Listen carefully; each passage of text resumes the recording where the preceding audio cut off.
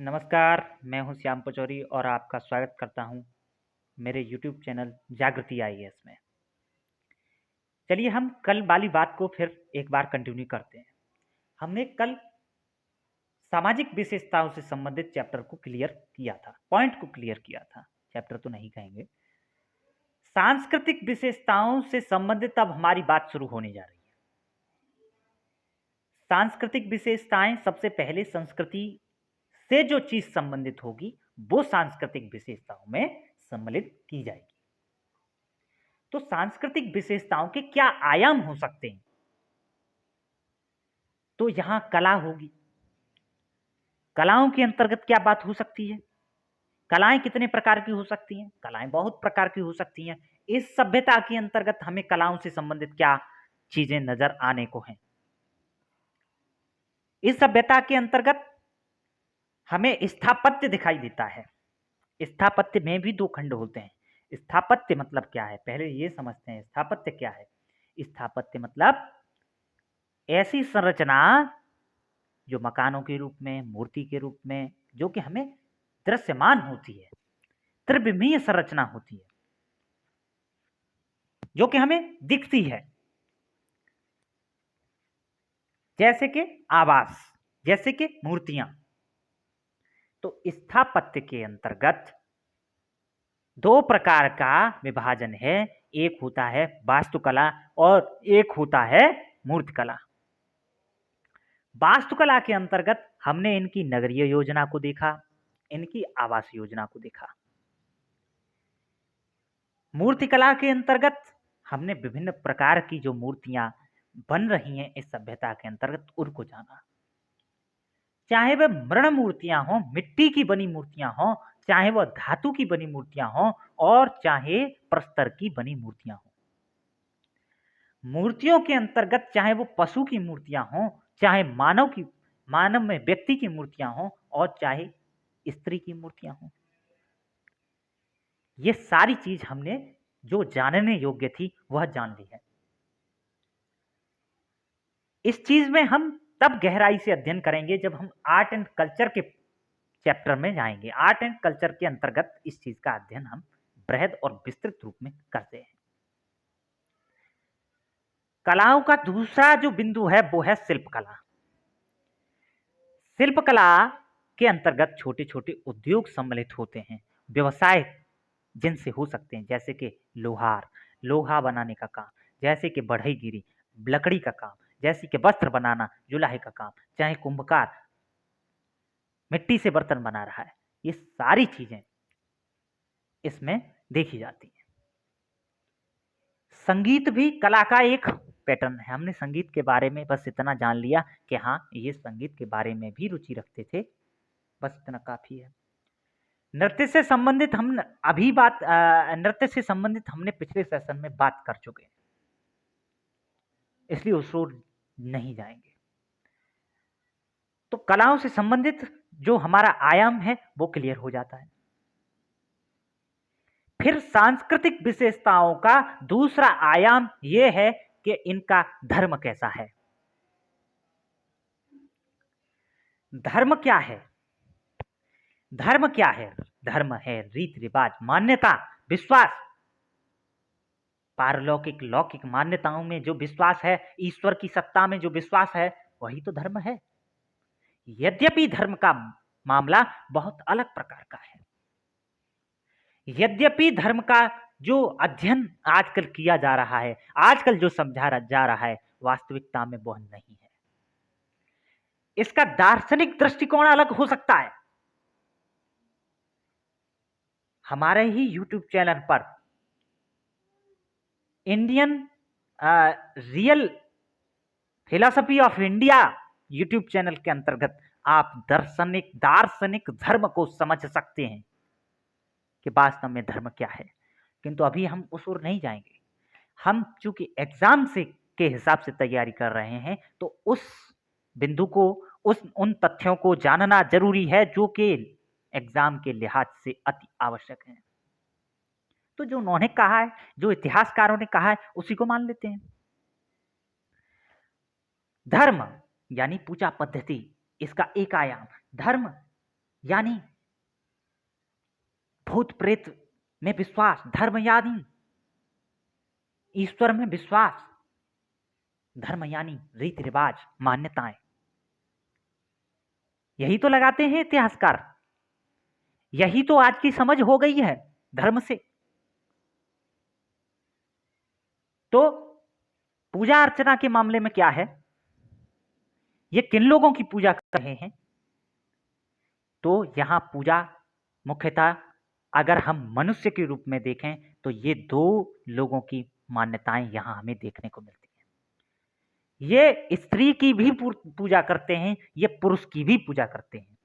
जिस स्त्री की पूजा करते हैं उसे प्रकृति कह रहे हैं, मात्र प्रकृति की पूजा।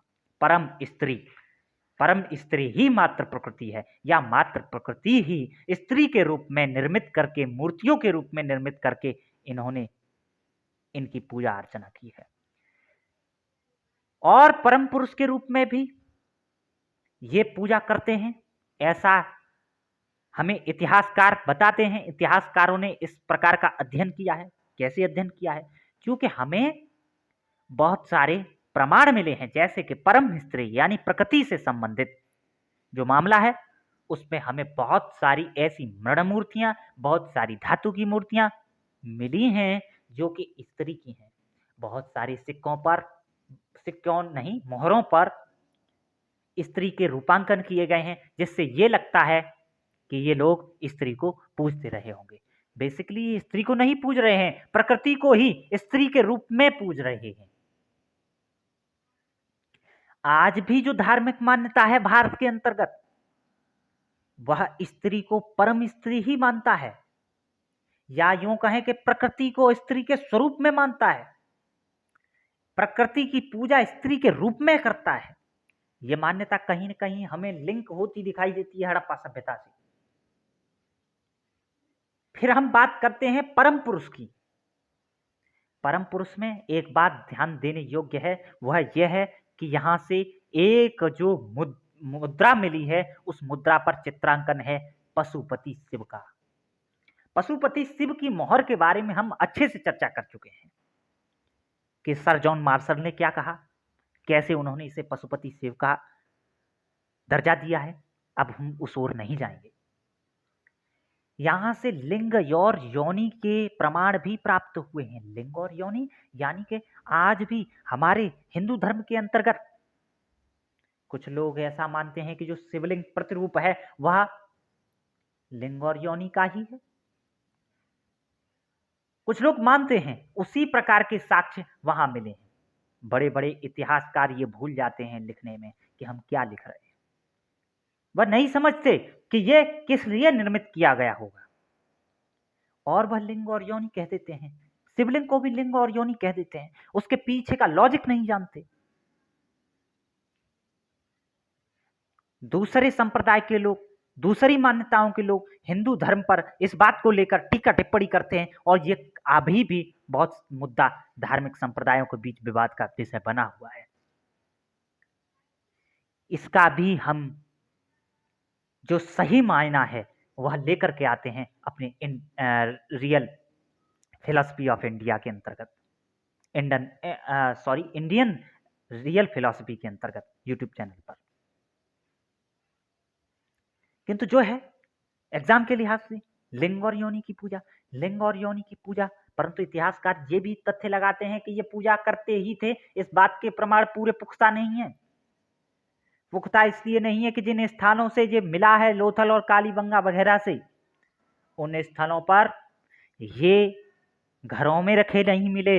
ये उनके पूजा ग्रहों जैसे किसी विशेष स्थान पर देखने में नहीं आए। ये कहीं बाहर नालियों के इर्द गिर्द, कहीं सड़कों पर इर्द गिर्द बिखरे पड़े मिले हैं, जिसका ये अर्थ लगाते हैं इतिहासकार कि ये लोग इनका अन्य किसी काम में उपयोग करते होंगे, पूजा तो नहीं करते होंगे।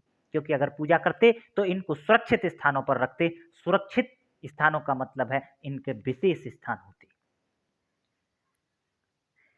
पशु की भी पूजा करते हैं। पशु पूजा के अंतर्गत हमने पशुओं की बात करी। पशु दो प्रकार के यहाँ देखने में आते हैं, चाहे हम मुद्राओं पर उनका रूपांकन देखें, चाहे हम मृदभांडों पर उनका रूपांकन देखें।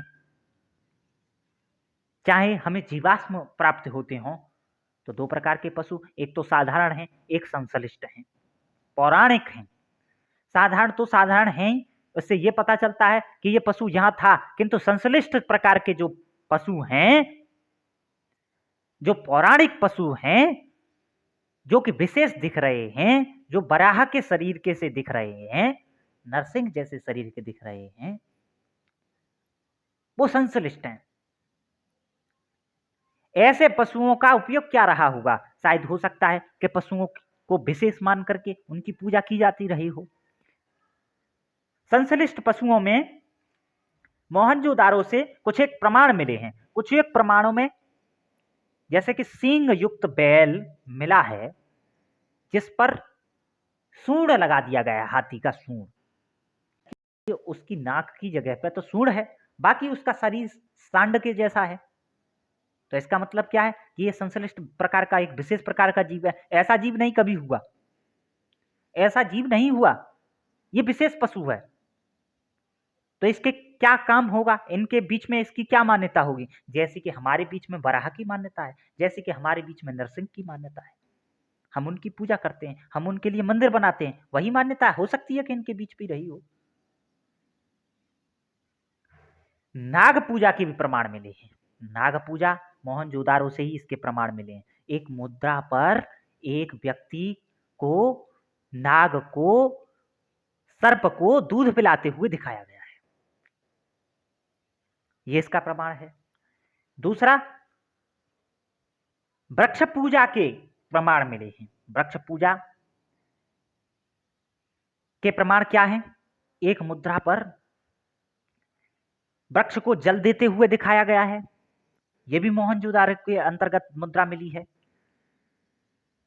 एक ऐसा व्यक्ति जो पीपल की शाखाओं के बीच से निकलता हुआ दिखाया गया है, प्रकट होता हुआ दिखाया गया है, यानी ऐसा लगता है कि वह पीपल का वृक्ष अपने आप में विशेष है, जहां उसके बीच से होता हुआ एक व्यक्ति निकल रहा है। तो इस बात से ये बात प्रमाणित हो जाती है कि ये वृक्ष पूजा करते होंगे। ये लोग अग्नि पूजा भी करते थे। लोथल और कालीबंगा से इस बात के प्रमाण मिले हैं। बहुत सारी अग्नि वेदिकाएं देखने में आई हैं। ऐसा लगता है कि ये लोग यज्ञ वगैरह भी करते थे। इसी बात से ये अंदाजा लगाया जाता है कि यज्ञ कराने के लिए पुरोहितों की आवश्यकता तो होगी ही, और जो प्रशासक वर्ग है वही ऐसा काम कराता रहा होगा। ये लोग सूर्य पूजा भी करते थे, क्योंकि स्वास्तिक के प्रमाण मिले हैं मोहनजोदारो से। एक मोहर पर स्वास्तिक के प्रमाण मिलना, और स्वास्तिक क्या है? जो सातिया गांव के अंदर कह देते हैं, सतिया, स्वास्तिक के प्रमाण मिले हैं। और स्वास्तिक सवित्र देवता का, सूर्य देवता का एक प्रतीक है, जैसे कि शिवलिंग भगवान शिव का प्रतीक है। उसी प्रकार से पूजा अर्चना के बारे में हमारी इतनी ही बात। फिर एक बात धर्म से ही निकल करके आती है कि ये टोटमवाद में भी विश्वास करते थे। टोटमवाद क्या है, प्रश्न उठ जाना चाहिए। टोटमवाद तंत्र मंत्र वशीकरण, तंत्र मंत्र वशीकरण, जादू टोना, भूत प्रेत इत्यादि में विश्वास करना टोटमवाद कहलाता है। लोग इनको मानते थे, ऐसा प्रमाण इतिहासकारों को प्राप्त हुआ है। इतिहासकारों के पास ऐसा क्या है जो वो ये अंदाजा लगाते हैं कि टोटमवाद था? तो बहुत सारी मुद्राएं मिली हैं, ऐसी मुद्राएं मिली हैं जिनमें के बीच में छेद है,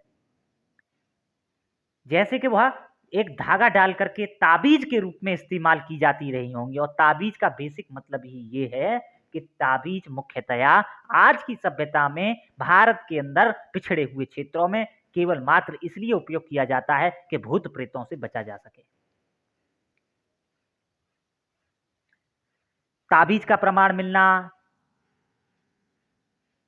रोपण से कुत्ते के साथ, मालिक के साथ कुत्ते को दफनाया जाना, इस बात का प्रमाण है कि पुनर्जन्म का सिद्धांत रहा होगा। और पुनर्जन्म का सिद्धांत होगा तो कहीं ना कहीं मान्यता होगी कि जो मृत व्यक्ति है कहीं ना कहीं घूम रहा है, तो भूत प्रेत की धारणा वहां से जन्म ले लेती है। तो धर्म के अंतर्गत संस्कार की पद्धतियां भी थीं। संस्कार यानी सब संस्कार की पद्धतियां, जो कि हमने पिछले सेशन में बात की थी, किंतु सब संस्कार पे अभी हम पूरी बात करना जारी रखते हैं। सब संस्कार की 3 प्रकार की विधियां हमें देखने में आती हैं। एक तो पूर्ण समाधिकरण है। पूर्ण समाधिकरण मतलब दफन कर देना, पूरी तरीके से दफन करना, मिट्टी के अंदर दबाना। आंशिक समाधिकरण है। आंशिक समाधिकरण क्या है? आंशिक समाधिकरण का मतलब यह है कि पहले व्यक्ति को किसी पशु पक्षी के लिए खाने के लिए छोड़ दिया जाएगा। व्यक्ति को क्या, मृत शव को छोड़ दिया जाएगा और फिर जो उसके अवशेष बच रहेंगे उनको दफना दिया जाएगा। ये तो रहा आंशिक समाधिकरण। फिर एक और विधि है जिसे कि दाह संस्कार पद्धति जैसी कुछ कह सकते हैं।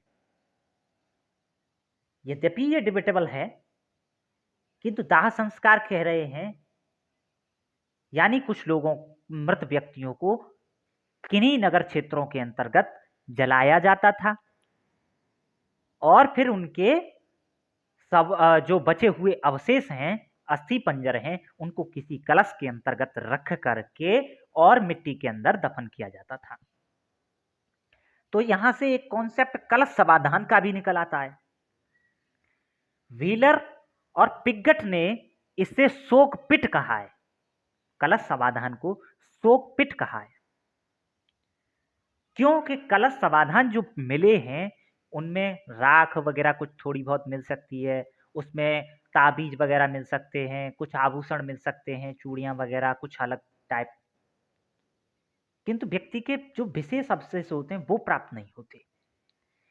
तो पिगट और व्हीलर ने ये अंदाज लगाया, ये अनुमान लगाया कि हो सकता है कि ऐसे व्यक्ति जो कि लापता हो गए हैं, खो गए हैं, और इस सभ्यता के लोग बहुत दिनों तक इंतजार करते हैं, उस व्यक्ति के घर पर वाले बहुत दिनों तक इंतजार करने के बाद भी जब वह व्यक्ति आता नहीं, तो उसके लिए इस प्रकार की संस्कार विधि अपनाई जाती थी। अब मान लिया जाता था कि वह व्यक्ति मृत हो गया है, तो उसी की कुछ प्रिय वस्तुओं को उस कलश के अंतर्गत रख करके दफन किया जाता था। यानी यह केवल शोक करने के लिए एक माध्यम मात्र है, शोक को निवारित करने के लिए एक माध्यम मात्र है, इसलिए इसे शोकपीठ कहा। दाह संस्कार पे या सब संस्कार पे हमारी इतनी ही बात काफी है। इनका विज्ञान उच्च कोटि का था। विज्ञान के अंतर्गत कला संस्कृति को हमने अच्छे ढंग से पढ़ा, वो सारे पहलू इसके अंदर समाहित हो जाएंगे जो कि कला संस्कृति के अंतर्गत होने चाहिए। जो भी कुछ नया निर्माण होता है, जो कुछ भी नया देखने में आता है, मनुष्य जिसे निर्मित करता है, वो सब विज्ञान है। विज्ञान नया निर्माण हो रहा है वही नहीं है, जो दिख रहा है वह भी कभी न कभी निर्माण किया गया है।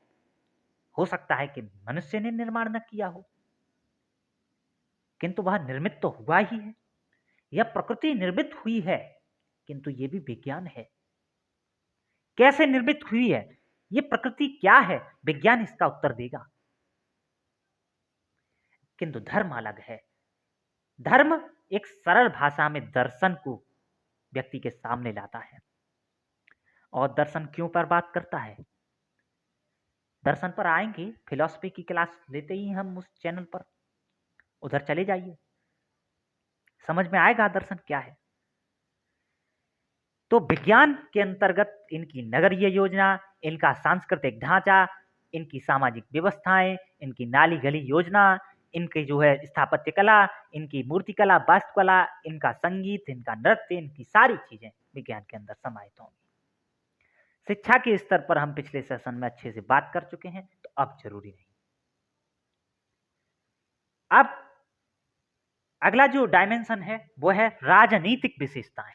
राजनीतिक विशेषताओं के अंतर्गत कुछ ज्यादा पढ़ने की जरूरत नहीं है। यह जान लिया कि इनकी व्यवस्था संघीय व्यवस्था के अनुरूप चलती थी। संघीय व्यवस्था क्या है, प्रश्न उठ जाना चाहिए। संघीय व्यवस्था आज भारतीय जो व्यवस्था है भारत की जो व्यवस्था है वह भी कहीं न कहीं थोड़ी बहुत संघीय तो है ही।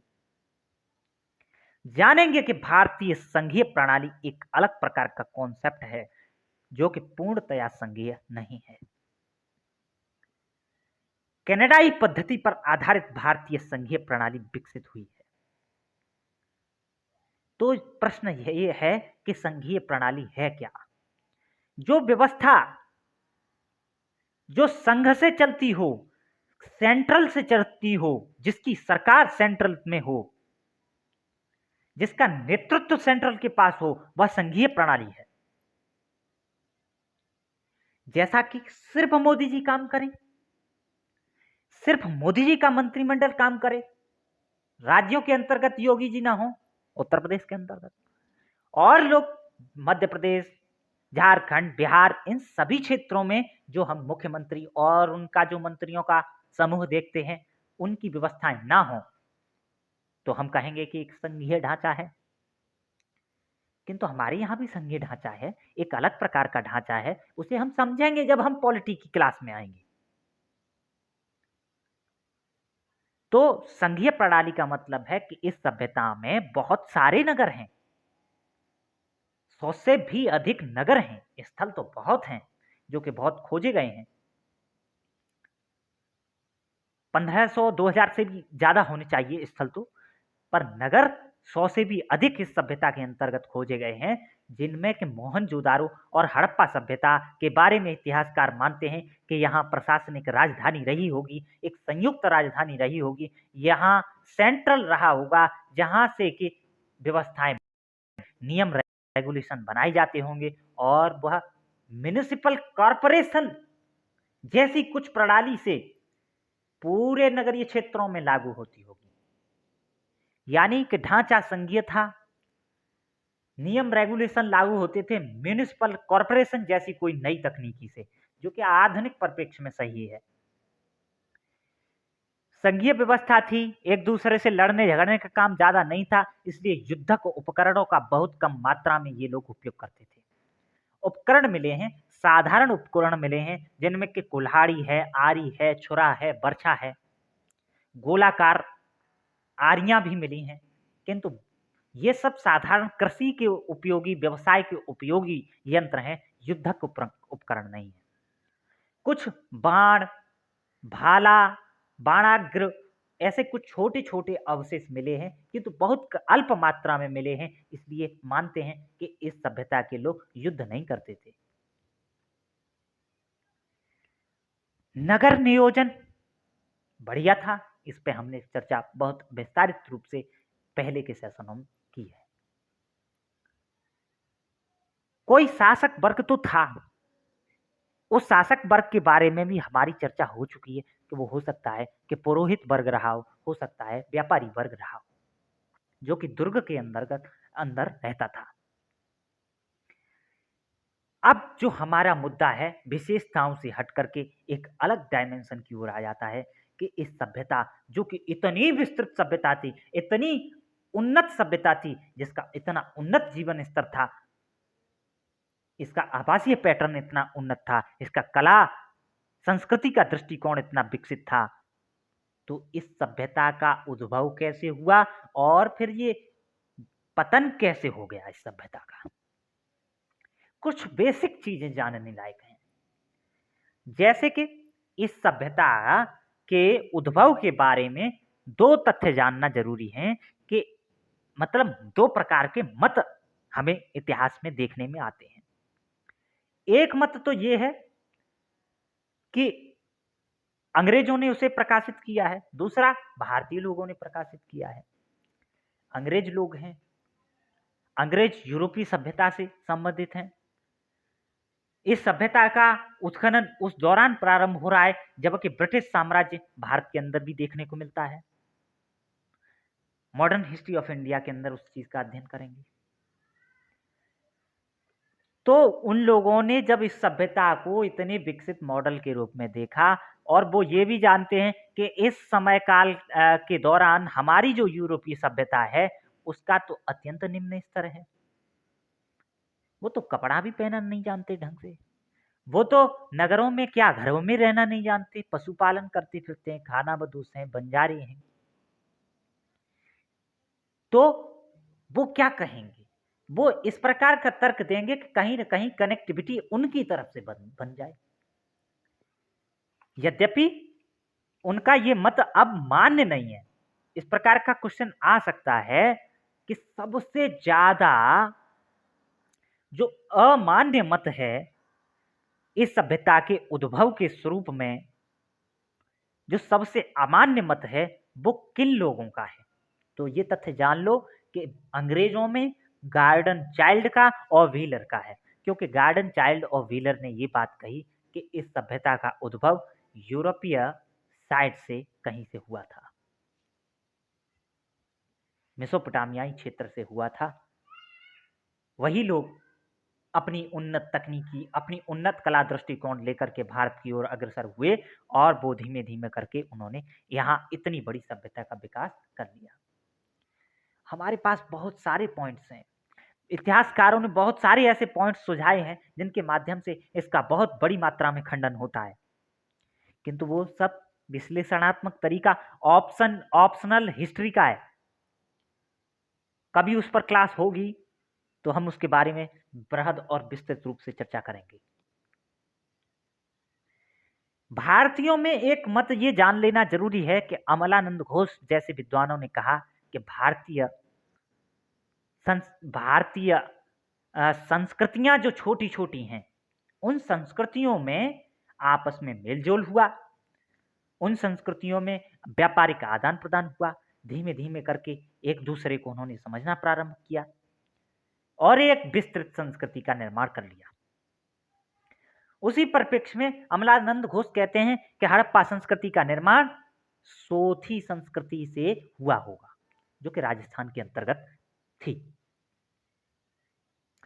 यद्यपि अब ये मत भी अमान्य घोषित है, किंतु इतना अमान्य नहीं जितना कि अंग्रेजों का। तो भारतीयों के परिप्रेक्ष्य वाला मत यद्यपि सही है, किंतु सोथी संस्कृति से ही इसका निर्माण हुआ था, ये मत में थोड़ा अब कंफ्यूजन हो गया है। संस्कृतियों जो छोटी छोटी, जैसे पहले किसी संस्कृति का इतनी बड़ी संस्कृति का निर्माण तो नहीं हो जाएगा, कहीं छोटी संस्कृति होगी, गांव होंगे, बहुत दूर दूर गांव होंगे, फिर वो एक दूसरे के संबंध में आएंगे, उनकी जो आर्थिक प्रणालियां हैं एक दूसरे की ओर विस्तारित होंगी, फिर उनमें एक दूसरे में कुछ कंपटीशन जैसा कुछ हो सकता है, या वो आपस में सामंजस्य करके एक छोटा सा ऐसा वर्ग तैयार कर सकते हैं जो प्रशासनिक रूप में काम करे, वहां से नियम रेगुलेशन बने, तो नियोजन की प्रणाली शुरू होगी, जो कि इस सभ्यता के अंदर बड़ी मात्रा में हमें देखने को मिलती है। अब सभ्यता के उद्भव से संबंधित जो मुद्दा है वो हमारा इतने में काफी हो जाता है। पतन से संबंधित मुद्दे को अब लेते हैं। पतन से संबंधित क्या मुद्दा है? पहले तो यह समझ लें कि पतन है क्या, पतन किसे कहते हैं। पतन का मतलब है जो उस व्यक्ति की, उस व्यक्ति विशेष की, उस संस्कृति की, उस सभ्यता की जो विशेषताएं हैं, उनसे उनका च्युत हो जाना, उस संस्कृति का च्युत हो जाना, सभ्यता का च्युत हो जाना। गलत शब्द ना लें, च्युत का अर्थ होता है पतित हो जाना, नीचे की ओर गिर जाना, डिक्रीज हो जाना। तो विशेषताओं का पतन ही पतन है इस सभ्यता का।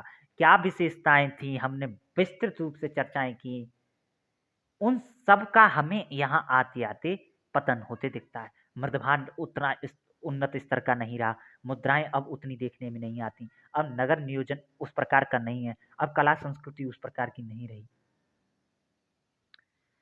अब दुर्ग की और नगर की जो संरचना है वो उस प्रकार की नहीं दिखाई देती। तो पतन से संबंधित मुद्दा हो गया। यहां से प्रश्न नहीं आएगा, प्रश्न आएगा कि पतन के कारण क्या है, पतन के कारण क्या रहे। जैसे कि सर जॉन मार्शल कहते हैं कि बाढ़ आई होगी, क्योंकि ये सभ्यता बेसिकली नदियों के इर्द गिर्द बसी हुई थी, तो नदियों में बाढ़ आई होगी और इससे इस सभ्यता में बड़ी मात्रा में जल भराव होने के कारण लोग विस्थापित हुए होंगे और धीमे धीमे करके इस सभ्यता की जो विशेषताएं हैं उनमें पतन हुआ होगा। इस प्रकार इस सभ्यता का पतन हो गया होगा। यह बहुत मान्य मत है, बहुत मान्य मत है, याद रखिए इस बात को। व्हीलर साहब कहते हैं कि आर्य हमला हुआ होगा। आर्य हमला, आर्यों के बारे में हम अगले चैप्टर में पढ़ेंगे। उन्होंने कहा कि विदेशों से यानी दूसरी सभ्यताओं से, मध्य एशिया से आर्य प्रजाति के लोग चले और अपने साथ अस्त्र शस्त्र लेकर के आए, उन्होंने इस सभ्यता का विनाश कर दिया। किंतु अब यह मुद्दा बिल्कुल गलत साबित हो गया है, बिल्कुल अमान्य मत है। आर्य के विषय में पहली बात तो यह डिबेटेबल क्वेश्चन है कि आर्य निवासी कहां के थे। बहुत सारे विद्वान मानते हैं कि आर्य भारत के ही निवासी थे, और कुछ लोग ऐसा मानते हैं कि अगर आर्यों का आक्रमण हुआ भी था तो फिर उस सभ्यता को खत्म करने के बाद उन्होंने वहां उस संस्कृति का डेवलपमेंट क्यों नहीं किया, उनके साधन संसाधनों को क्यों नहीं अपनाया। तो कुल मिलाकर के व्हीलर का मत अमान्य है। फेयर सर्विस कहते हैं कि पर्यावरण संकट आया होगा, पर्यावरण में कुछ उथल पुथल हुई होगी जिससे कि सभ्यता का पतन हो गया। लोगों के अनुकूल पर्यावरण नहीं रहा, कृषि का पैटर्न बदल गया, मानसून का पैटर्न बदल गया, वर्षा नहीं हुई, वर्षा नहीं हुई तो कृषि नहीं हो पाई, कृषि नहीं हो पाई तो फिर कोई चीज संभव नहीं है, तो इस प्रकार से पतित हो गई होगी। कहीं तक मान्य मत है। लैम्ब्रिक साहब कहते हैं कि भूवर्तनिक विक्षोभ हुआ होगा। भूवर्तनिक विक्षोभ लोथल से नहीं, संभवतया मुझे ध्यान से उतर रहा है, मैं बताऊंगा आगे। भूवर्तनिक जो विक्षोभ हुआ, भूवर्तनिक विक्षोभ का मतलब है पृथ्वी के पटल का हिलना डुलना। इससे लोग निकल करके कहीं भाग गए होंगे, या कुछ लोग जो रहे बचे होंगे वो मृत हो गए होंगे, कुछ इसी प्रकार से समझिए भू विवर्तनिक विक्षोभों के कारण इस सभ्यता का पतन हुआ, ऐसा लैम्ब्रिक साहब मानते हैं। सारे विद्वान नहीं मानते। तो ये क्या होगा, यहाँ आपको मैचिंग करने के लिए क्वेश्चन बन सकता है, या फिर कौन सा मत मान्य है ऐसा प्रश्न आ सकता है, सही ऑप्शन है गलत ऑप्शन है ऐसा करने के लिए। तो यहाँ से इस तरीके का क्वेश्चन बन सकता है। अब कुछ चीजें जो कि फैक्ट्स हैं जिन्हें केवल आपको रटना है और कुछ नहीं करना। हड़प्पा से क्या मिला है, कुछ ऐसे नगर हैं, विशेष नगरों के बारे में हमने सबसे पहले सेशन में, जो कि हड़प्पा सभ्यता से संबंधित पहला सेशन जो हमने किया था, उसमें आपसे चर्चा की थी। कुछ विशेष नगर हैं जिनके बारे में नाम जानना, जिनके राज्य जानना जरूरी है। तो अब उन्हीं कुछ ही ऐसे स्थलों से हमें कुछ ऐसी चीजें प्राप्त हुई हैं जिनके आधार पर इतिहासकार इतिहास लिखते हैं।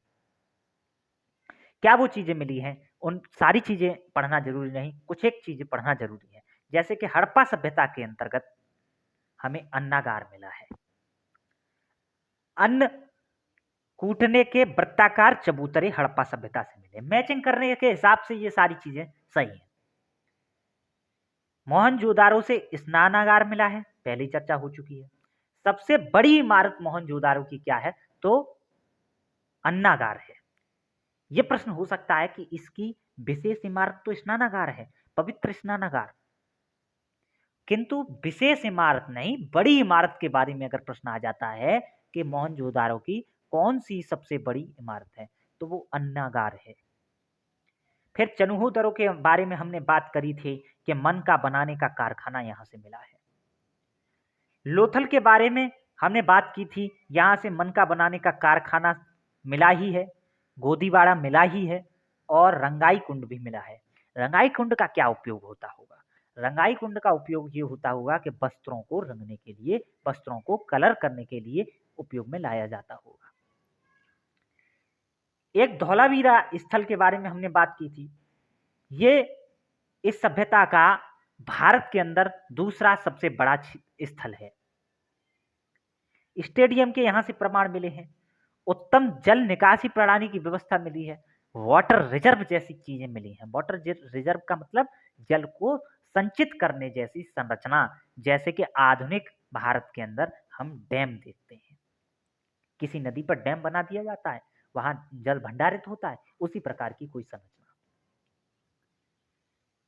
अब कालीबंगा के बारे में कुछ एक प्रमुख तथ्य हैं, जैसे कि सब संस्कार की तीनों विधियों के प्रमाण यहां से मिले, तब हम जाने कि सब संस्कार 3 प्रकार से होता है। युगल समाधान के प्रमाण भी यहां से मिले हैं। 6 छिद्र वाली खोपड़ी मिली है, ये विशेष है। एक बच्चे की खोपड़ी है जिसमें 6 छिद्र हैं। इससे ये पता चलता है कि संभवतया जादू टोना जैसा कुछ किया जाता था। दूसरा, यहाँ से शल्य क्रिया के पहले प्रमाण यहाँ से मिलते हैं। कहाँ से मिले हैं शल्य क्रिया के प्रमाण हड़प्पा सभ्यता के अंदर? कालीबंगा के अंदर। यही है वो प्रमाण, 6 छिद्र वाली खोपड़ी, बच्चे की खोपड़ी है ये। सब जगह से पक्की ईंटें मिली हैं, यहाँ से कच्ची ईंटें मिली हैं। यहाँ से कच्ची ईंटों के साथ साथ अलंकृत ईंटें मिली हैं। अलंकृत ईंटें मतलब कुछ डिजाइन बनाई गई है। और जल निकासी यहां नहीं है। ये सब अपवाद हैं। मैचिंग के हिसाब से ये सारे क्वेश्चन बन सकते हैं, इसलिए हमने आपके सामने ये सारी चीजें रख दी। इन्हीं के साथ हमारी आज की चर्चा विश्राम होगी और हम आपसे फिर से अनुरोध करते हैं कि ये सारी चीज़ें बहुत परिश्रम के साथ हम आपके सामने लाते हैं, तो हमारे सेशन को लाइक कीजिए, शेयर कीजिए, चैनल को सब्सक्राइब कीजिए, जिससे कि हमें इसी प्रकार से आपके सामने सारी चीज़ें लाने में एक सहानुभूति प्राप्त हो सके, सहूलियत प्राप्त हो सके। इसी के साथ थैंक यू सो मच। आगे मिलते हैं।